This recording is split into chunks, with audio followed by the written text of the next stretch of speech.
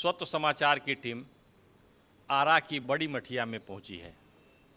बड़ी मठिया का सैकड़ों वर्ष पुराना इतिहास है।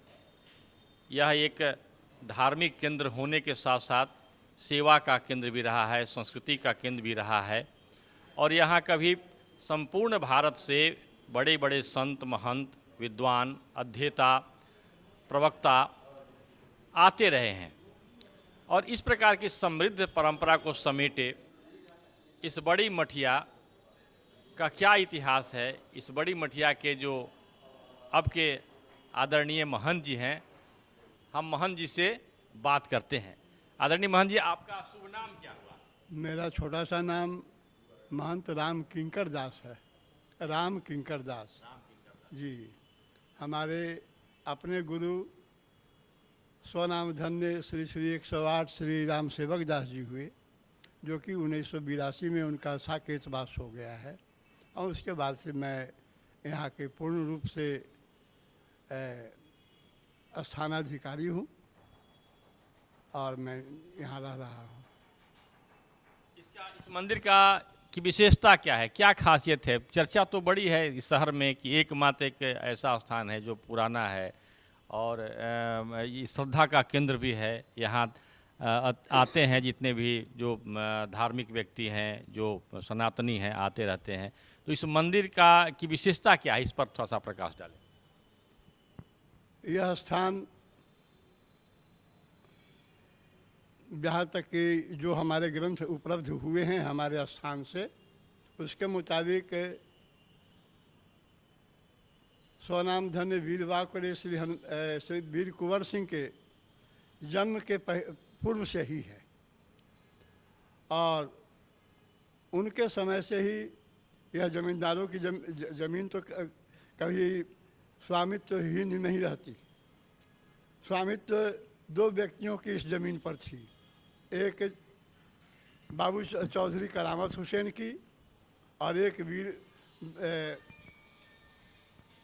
बाबू वीर कुंवर सिंह जी की। तो जिस स्थान पर हम लोग बैठे हुए हैं अभी,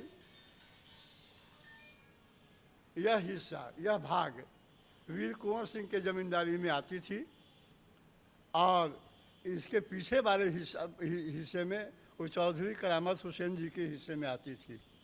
तो हमारे सबसे पहले आचार्य स्वनाम धन्य समाधिस्थ बाबा भगवान दास जी अपने परम शिष्य बाबा बालकृष्ण दास जी के साथ आए और यहाँ पर उन्होंने अपना चिमटा गाड़ दिया। जब गाड़ दिए चिमटा रहने लगे, कुंवर सिंह जी के भी पिता वे भी आए, उन्होंने भी नतमस्तक हुए, वे भी नतमस्तक हुए। चौधरी करामत हुसैन भी आए, वे भी नतमस्तक हुए और उन सबों ने यह जिज्ञासा की कि हम लोग क्या सेवा करें। बाबा ने कहा कि सेवा करने वाले तो हम तो राम जी के भक्त हैं और हनुमान जी उनके भक्त हैं, वो हनुमान जी जाने। और तब से संतों की सेवा होने लगी, भगवान की सेवा होने लगी, संतों की सेवा होने लगी। फिर बाद में भारत के स्वतंत्र होने के आंदोलन भी चलने लगे थे। इस मंदिर से भारत में चलने लगे थे। भारत में जब चलने लगे थे तो यहाँ जो खाली जगह थी वहाँ पर हमारे गुरु लोग अरहर की खेती करते थे। अरहर की खेती इसलिए कि जो भी आंदोलन करता हो वे जाके छिप सके उसमें। और हम लोग यहाँ बैठे रहते थे, हमारे गुरुजी और हमारे और भी संत लोग बैठे रहते थे। यहाँ पर कोई अंग्रेज लोग पूछने आते कि यहाँ पर भागा है, यहाँ भागा है, नहीं यहाँ पर कोई नहीं भागा है। तो उस आंदोलन में उन लोगों की सुरक्षा और उन लोगों के भोजन की भी व्यवस्था हमारे स्थान से किया जाता था। फिर देश आज़ाद भी हुआ और हम लोग स्वतंत्रता की सांस लेने लगे। तब से ही जो 500 वर्षों की जो कोढ़ जो कलंक जो हमारे देश पर था राम जन्मभूमि के लिए, वह राम जन्मभूमि का आंदोलन भी चलने लगा। वैसे लोग बोलते सब तो निराशा निराशा में थे और सब लोग चाह रहे थे, लेकिन कोई संगठन नहीं बन रहा था। फिर संगठन बना और संगठन बना फिर जोर शोर से उसका मुख्य केंद्र हमारी बड़ी मठिया रही है। विश्व हिंदू परिषद की स्थापना यहीं पर हुई और उसके हम मार्गदर्शक मंडल के सदस्य में से भी हैं। और यहाँ से बराबर बजरंग दल, विश्व हिंदू परिषद की व्यवस्था मीटिंग इस क्षेत्र में और बड़ी मठिया से ही संचालित हुआ करता था। बड़ी मठिया से ही संचालित होता था और आज भी हो रहा है। आज स्वनाम धन्य हमारे परम माननीय नरेंद्र मोदी जी भी आए और उनकी प्रबल इच्छा शक्ति, वे भी जुड़े थे हमारे इस राम जन्मभूमि आंदोलन से। और जब उन्हें अवसर मिला वे अपने कार्यक्रम में लग गए और श्री हनुमान जी की दया। इस जो मठ है, इसका मतलब ये जो बड़ी मठ है, इसका बड़ा इतिहास रहा है। आज़ादी के जो प्रथम स्वतंत्रता संग्राम थे बाबू कुंवर सिंह से लेकर के बाद के कालखंडों में इस मठ ने भारत को आज़ाद कराने में अपनी भूमिका निभाई, लोगों को संगठित करने की भूमिका निभाई। तो इस दृष्टि से तो ये बहुत अत्यंत ये ऐतिहासिक मठ है। बाबा बालकृष्ण दास जी के समय में, बाबा बालकृष्ण दास जी के काल में मूर्ति बेचने वाले लोग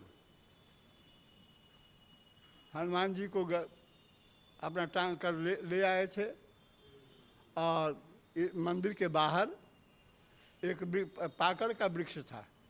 वहाँ पर दिन के 2 बजे लोग आए, विश्राम किए कि चलो भाई खाना वाना खा के और तब फिर हम लोग चलेंगे कहीं और बेचने के लिए।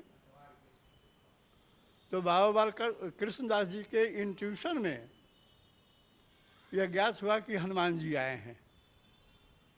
तो वे दौड़ के गए हनुमान जी के पास समक्ष। उन्होंने उन लोगों से निवेदन किया कि हनुमान जी हमको दे दो कि हम पूजा करेंगे, और हमारे पास में एक असरफी है, ये ले लो।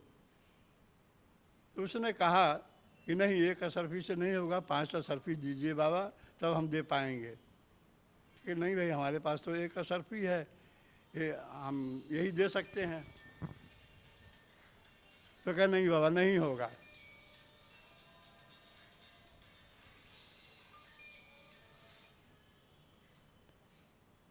बाबा के हनुमान जी की इच्छा करके अपने आसन पर चले गए।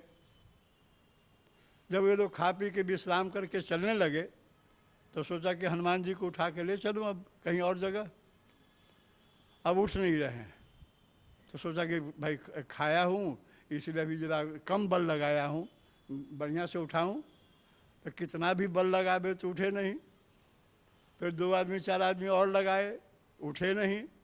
फिर 10-20 आदमी और भी बल लगाए रोड पर से पकड़ के कि भाई उठाओ उठाओ। किसी भी तरह से जब नहीं उठे तब सोचा कि चलो भाई उस साधु जी को ज़रा देख लो कि साधु जी कैसे ले जाते हैं। फिर बाबा को खबर दी गई कि बाबा जो देते थे आप दीजिए, हनुमान जी को ले जाइए, कि ताकि उनकी भी परीक्षा हो जाए कि वे कैसे ले जाते हैं। वे गए, जल समर्पित किया श्री हनुमान जी को के चरणों में, पुष्प समर्पित किया श्री चरणों में, अक्षत समर्पित किया उनके चरणों में, कुछ प्रसाद समर्पित किया उनके चरणों में, और वह एक असरफी जो थी वह असरफी उनके चरणों में समर्पित किया और कहा कि चला जाए श्री हनुमान जी। जैसे उन्होंने कहा कि चला जाए श्री हनुमान जी, और अपने दो तीन सेवक थे उनसे कहा कि श्री हनुमान जी को ले चलो। श्री हनुमान जी को उठाया, 2-3 मूर्ति, हम लोग संतों को मूर्ति कहते हैं, वे 2-3 साधु जो थे वे श्री हनुमान जी को उठाए और वहीं आके रख दिए, जहाँ पर है वहाँ ले आकर रख दिए। उस समय तो कुछ निर्माण तो था नहीं, और वहीं पर रख दिए, वहीं पर पूजा पाठ उनकी होने लगी। और वो जो इसको हम लोग जीवकिया कहते हैं, जो मूर्ति बेचता है उसको जीवकिया नाम से जानते हैं लोग। वे लोग भी चले गए। और श्री हनुमान और बाबा बालकृष्ण दास जी के भी प्रभाव को उन लोगों ने जाना, दुनिया ने जाना। और श्री हनुमान जी के तो वे परम सेवक थे ही, परम भक्त थे ही, कि उनके सामने तो श्री हनुमान जी अपने बाल स्वभाव में ही रहा करते थे। जो चाहते थे सो होता था, जो चाहते थे वो होता था उनके समक्ष। उसी वक्त उसी काल में एक अवघर हमारे स्थान के अंदर नहीं आता है, बाहर था। कहा कि भाई हमारे एक तो कैप्टन का डब्बा लिए हुआ था कि भाई एक डब्बा चावल दे दो। तो हमारे यहाँ एक कोठारी होता है, स्टोर, जिसको स्टोर कीपर कहते हैं, उसको हम लोग कोठारी कहते हैं। तो कोठारी आया, अब एक डब्बा से ज़्यादा ही चावल लिया कि उसके डब्बे में डाला तो डब्बे के पेंदी में ही चावल रह गया। दोबारा गया, उससे दोगुना चावल लेकर उसके डब्बे के पेंदी में ही रह गया। तिबारा गया तो आधा कठोर लेकर गया, उसके पेंदी में ही रह गया। तो वह नाराज होकर कड़ी दृष्टि से देखने लगा उस साधु को कि बालकृष्ण दास कहते हो और एक डब्बा चावल नहीं दे सकते इस अवघर को। एक कठोर चावल लेकर गया, उड़ेला उसमें तो उसके पेंदी में ही रह गए। फिर बड़े क्रोध से वह अवघर कहा कि दुनिया को ठग रहे हो यहाँ पर साधु बन के, और एक डब्बा चावल नहीं दे सकते। तो साधु के भी मन में यह हो गया कि देखूं हमारे बाबा सही है कि ये अवघर उनसे तेज है। बाबा से निवेदन किया कि बाबा एक अवघर आए हैं, ऐसी ऐसी बात है। तो बाबा ने कह दो कि जो मिला सो मिला, जाओ। कि नहीं बाबा आप चलिए। तो चलो एक मुट्ठी चावल ले लो। तो साधु ने सोचा कि हम तो कई एक कठोर डाल दे दिए तो कुछ हुआ नहीं, आए बाबा कहते हैं कि एक मुट्ठी चावल ले चलो। बाबा वहाँ गए, मुट्ठी में से कठोर में से एक मुट्ठी चावल निकाला, मुट्ठी को ढीला किया, वो 2 दाना 4 दाना यही निकल रहा है। तब तक जो है उसके डब्बे तक जाते जाते इतनी मोटी धार हो रही चावल का।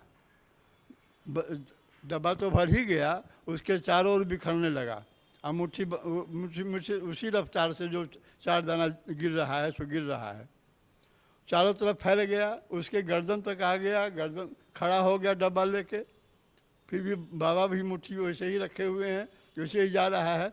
जब उसके कंठ तक डब्बा चावल हो गया तब डब्बा फेंका और कहा कि माफ़ करो बाबा, माफ़ करो बाबा, माफ़ करो बाबा, गलती हमसे हो गई। तब बाबा ने मुट्ठी खोल दी। फिर बाबा ने संदेश दिया कि देखो यह अध्यात्म का मार्ग है, कोई लाखों वर्ष से इस मार्ग पर चल रहा है, उसकी दूरी कुछ और होगी। जो हजारों वर्ष से चल रहा है उसकी दूरी कुछ और होगी। जो सैकड़ों वर्ष से चल रहा है उसकी दूरी कुछ और होगी। जो वर्षों से चल रहा है उसकी दूरी कुछ और होगी। जो महीनों से चल रहा है उसकी दूरी कुछ और होगी। और जो आज शुरू किया है उसकी दूरी कुछ और होगी।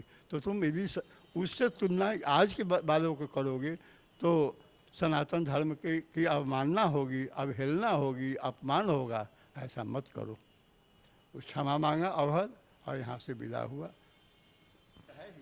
अभी हम बात कर रहे थे आरा, जो बाबू कुंवर सिंह का जो क्षेत्र है, यहीं से थोड़े कुछ ही दूरी पर 21 किलोमीटर की दूरी पर जो जगदीशपुर है, वहीं बाबू कुंवर सिंह का जन्म हुआ था। और इस क्षेत्र के ज़मींदार थे, राजा कहते हैं लोग इस क्षेत्र के, कि ये इस क्षेत्र में थे। और इस मठ से उनके पिताजी, उनके माताजी का भी संबंध था। तो ये कोरोना के काल में और अभी जो संकट का दौर है, इस दौर में भी लोग यहाँ पर किसी न किसी रूप में समाज को जागृत करना, सेवा का कार्य करना और भारत को कैसे समृद्ध हो, कैसे सांस्कृतिक रूप से समृद्ध हो, इस प्रकार के कार्य चल रहे हैं। मैं कृष्णकांत, स्वतः समाचार के लिए, बड़ी मठिया, आरा।